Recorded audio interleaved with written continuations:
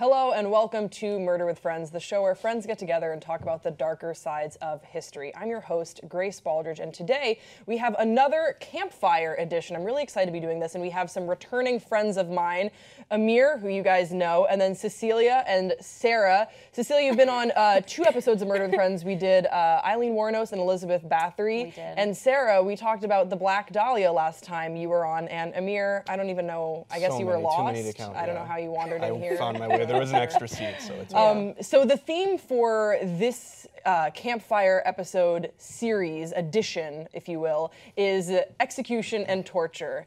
You already know what show you're watching, okay? So Don't act excited. surprised. And I thought I would kick it off by talking about the Salem Witch Trials. And I want to do a full episode on witch trials in general, the ones that happened in Europe and the ones that took place in colonial Massachusetts.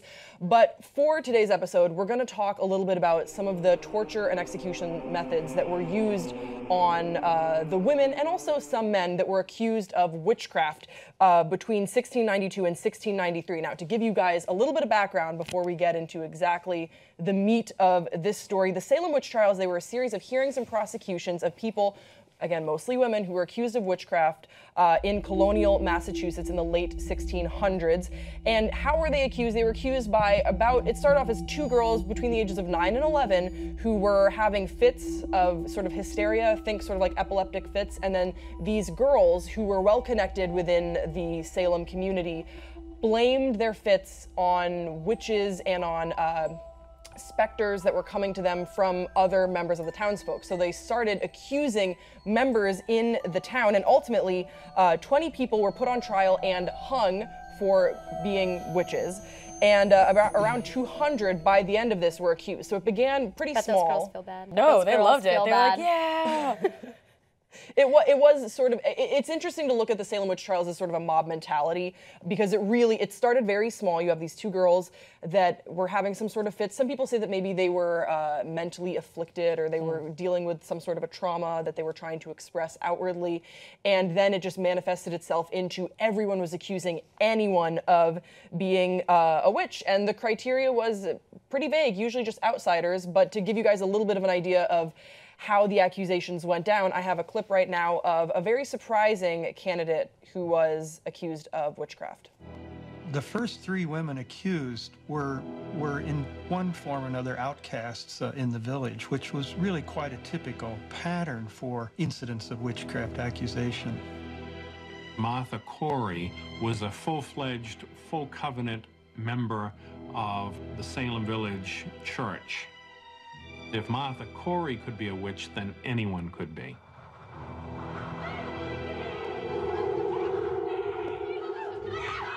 Ann Putnam Jr.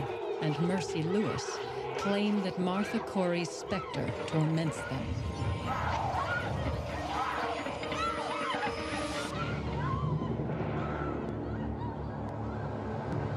She's Goody Corey's specter! Her specter is loose. Tormenting them! You are now in the hands of authority. Tell me now why you hurt these persons. I do not. Who don't? So to give you guys a little bit of background, what is a specter? As best as I can understand it, there was this talk that if you were a witch, that you would sign the devil's book. And if you sign the devil's book, then you give him permission to inhabit your body, not inhibit your body, although your body would be inhibited if you were a ghost. So it'd be a problem. So he would basically take your form in sort of a ghost specter form and then haunt these girls. And it is sort of weird to hear that at trial, where the girls are saying, like, it's her specter, and then the guy, just totally taking their word for it, is like, why is your specter doing this? And then Martha is like, I have no control over this. And he's like, exactly, tell your specter to stop doing that. But yeah, so once you were accused of being a witch, there were a couple outcomes that could happen. Basically, anyone that pled guilty, this is really strange, anyone that pled guilty to being accused of being a witch and said, you know what, I am a witch, they weren't acquitted, but they were not convicted. No one that confessed to being a witch was convicted and was killed for being a witch. But if you professed, I know, isn't that weird? But if you professed your innocence, that's when they would really come for you, and that's where the witch trial testing came in. And some of the tests that they did to try and, I guess, coerce it it's not really coercion if it's so violent, but to try and get a confession out of these witches was dunking. Dunking sounds kind of fun, but no. It's not What? fun. No. it's How does that sound like fun? like donuts, dunking. I was gonna say my brain went to like Dunkin' Donuts? going through the drive-through. Yeah. No, dunking was sort of a colonial version of To play waterboarding. basketball till one of them died. Oh my God. I would like to remind you that 20 people were hanged. Amir. Wait, so to clarify, all the people that died, they were people who didn't admit that they were witches. Yes. They maintained their innocence. Yes, the people who maintained their innocence that's were put terrible. to death. And So the ones that admitted were just like, carry on. well, It's like the legal system today. it wasn't really carry on because they were, first of all their assets were seized. Their lives were ruined, and there was no way that you could ascend into heaven. And if you were a Puritan in those days, what you ultimately wanted was to find favor in the eyes of God. So if you were to say that you were a witch, for whatever reason, they were like, okay, she admitted it. So I guess 3 Hail Marys and you're on your way. it was a little bit more like you are excommunicated from contemporary society, but for whatever reason they weren't convicted and they weren't put to death, which I thought was really strange. It was, I guess, viewed as more The Scarlet Letter like type of living thing. with your guilt. yeah, to live with your guilt, knowing that you were a witch and that you had afflicted these young girls for whatever reason. But if you wouldn't even confess to being a witch, you were even more evil because you were trying to hide it. You're trying to get away with your witchcraft, I guess, was something of that. But dunking was sort of old-fashioned waterboarding, where they would dunk your head in cold water until they got the answer that they were looking for. And something that I read too was that this is also a way to get someone to believe their own lie, if that makes sense. Yeah. So this was a very useful method in getting further in these confessions. But again, these people, if they lived, never confessed. Another torture method was pressing. What would you think pressing is, if I were just to say pressing? Like being squished. Yeah. Like a really hard massage. Yeah, a hard massage. Wait, no, that's what I think I do know what this is, but I'll let you tell because my brain is on bench pressing. It's not bench pressing, Sarah. Pressing was just like the torture method that was used on Gilles Corey, and Gilles was the husband of Martha Corey, who we just saw a video clip of. And these were upstanding, maybe a little bit standoffish citizens in the Salem community. And once his wife was put on trial, and she professed her innocence, and she was very active in the church. Yeah. So, and the reason why she was accused, which is so fucked up, is that she sort of called out the girls that were making these accusations. She was saying, hey, we don't really have any evidence that supports what they're saying. It kind of seems like they're just accusing people that disagree with them. She was being very rational, Yeah. and then they were like, fuck this Yeah, bitch. and they're like, she's She's a gotta witch! go. Yeah, it was, and people, because of this mob mentality, people bought into it. And then her husband, who kind of came to her defense, but it, again, was a little weird, he stood up for her, and he was condemned to be a warlock. That's what they said, which is a male version of a pretty witch. badass. Yeah, it does. It sounds. I mean, a warlock seems pretty cool, but they're like, no, you're a warlock. And the way that they wanted to get a confession out of him was they put heavy stones. Yeah. All over his body, and okay. they would pin him down with these stones, and then they'd ask him a question, and he, again, professed his innocence until he was, dead. And if he said, "Oh no, I'm innocent," and he wouldn't even plea. Actually, that was his case. He wouldn't even say. He wouldn't even put in a plea to say I'm either innocent or guilty. He was like, "This is ludicrous. ridiculous. This is madness." They kept pressing him for answers. And then finally, he Literally. Yeah. Wink, wink. Maybe that's where it comes from. Step ball change. Yeah. Turn. I'm ashamed of all three of you. That's awful, though, but for real. by the end of it, even if he had wanted to say something, even if he had wanted to say, "Oh, I am a warlock," or "I'm innocent," or if he'd wanted to plea, the way that the stones were on his body, reportedly, he wasn't able to speak. He wasn't even able to get a confession out, and that's how he was killed.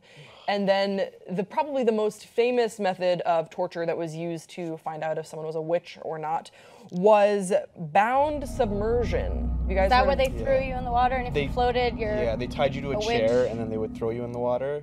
I haven't heard tied you Or they to would a just chair. bind you. What I understood it to be is that they would bind you, and then also they would sometimes tie you also to a rock. But then they would also have, and this isn't as widely reported, have a rope around the suspected witch. Because a lot of people think that they'd so you could, like, pull them back Yeah, in so you then. could pull them back up. They were. So you could burn them. It was so that you could burn them.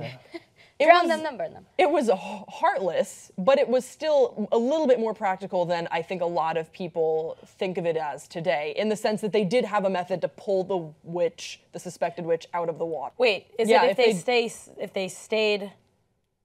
So help me. If they float and they're alive, that means they used magic to They're a do witch. so, and that they're a witch. And also that the water drown, would repel them. The water wouldn't let them sink in. So did anybody? So like live? no one survived. Damned if you do, damned if you don't. Exactly. Yeah, damned if you do, damned if you don't. There were a lot of tests with the witch trials that was, if you can do this, then you are or you are not a witch. But the end, there's no way that you could do either, if that makes sense. So a good example of what I'm talking about, because I think I explained that very poorly, was there was a woman who had come over from Germany who did not speak English very well. Witch! Witch! Like Huge the witch. musical Chicago. What a witch. And she was asked to recite the Lord's Prayer. This was another test that they would do in front of the entire town. So awful. Recite the Lord's Prayer without any mistake, because the idea was, if she was truly a witch, that the witchiness inside of her would not allow her, devil, Satan, would not allow her to speak the Lord's Prayer perfectly. She wouldn't be capable of it. So pretty much anyone who had like any form of Could she do it social in anxiety. I know the Lord's Prayer. If you were to ask me to recite the Lord's Prayer right now on the spot, I'm sure I would mess up something, or maybe say or whatever. They're just looking, prove it, you witch! They're just looking for any sort of a slip up to say, you're a witch. Yeah. And once this got really out of hand, and this only took place for about 1 or 2 years. It went on a lot longer in Europe, but within the specific Salem Witch Trials, it was actually a very condensed period of time. John Proctor, who, if you're familiar with the Salem Witch Trials, was a big player in what was going on. He wrote a letter begging for the trials, when he was on trial himself, begging for the trials to be moved to Boston, because he felt as though the environment in Salem was too toxic and they would not have a fair trial, which I think we can all look back and say that's a very fair assessment. And he talks a little bit about some of the torture that was going on. He says, quote, "In another 5 weeks, my son, William Proctor, when he was examined because he would not confess that he was guilty, when he was innocent, they tied him neck and heels till the blood gushed out at his nose, and would have kept him so 24 hours if one, more merciful than the rest, had not taken pity on him and caused him to be unbound." Wow. So that's another method of torture that I guess is less commonly known. And also it's less commonly known that men were tortured for their for being warlocks, or for being witches, or for even consorting with or having relationships with people who were thought to be the devil. Witches. Yeah. I think the craziest part about the torture methods and the execution and how it all was organized and went down is, one, it wasn't really that long ago. A lot of the other torture methods that we're going to get into and methods of execution are really ancient, and so it's easy to sort of remove ourselves and say that would never happen today, right? But it's also crazy that if you confessed, not a single person who confessed was convicted or executed for being a witch, but it was those who professed their innocence that were condemned. It kind of reflects, I feel like, our modern legal system too. You have to take a plea, or else if you claim your innocence, you're going to go to prison for longer. You think so? Yeah, a little bit. Yeah. I wonder what that is, that even back then, this is the way that people thought.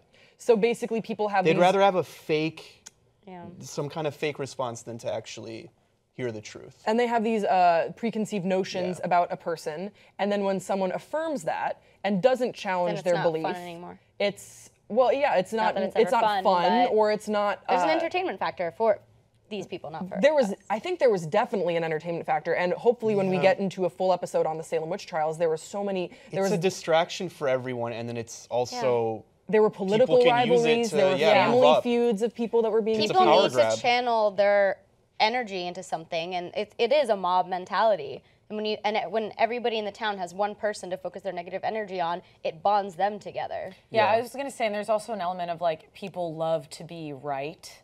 And so if someone is suspicious of something and then somebody confesses, there's like this element of like, see, told you so. Yeah. And it was small things like if your milk went sour, It was the neighbor. She did it. Like, yeah, it was easy to, the problems facing the colony, which again there were exorbitant amounts of problems facing the early colonies, especially. Yeah, like the cows didn't make milk one year, witches. It was easy we're cursed. to blame everything on this vague problem but then you're like, well, it's not really anyone's fault. What are we going to do about these spirits? Well, actually, it is someone's fault. It's this one's fault. You can literally point the finger and blame and it takes the blame off yourself. Yeah, they're so desperate to get together for any reason, be it good or bad. I mean, we do that today. That's like, it hasn't gone away. That's politics today. Yeah. Exactly. All right, guys, that was the torture methods used in the Salem Witch Trials. We'd like to hear from you in the comment section below. And also, I want to give a shout out to Charlotte at 2_Charlotte, because she was the one that suggested that we talk about the Salem Witch Trials on this episode. If you want to get in touch with me, you can follow me at Grace Baldridge. I'm tweeting about the show, and I'd love to hear from you guys and what you think of it. Also, we're going to be sticking around and shooting the shit a little bit, talking about all things torture and execution. And if you'd like to watch that, head over to tytnetwork.com/join, and we'll see you next time on Murder with Friends.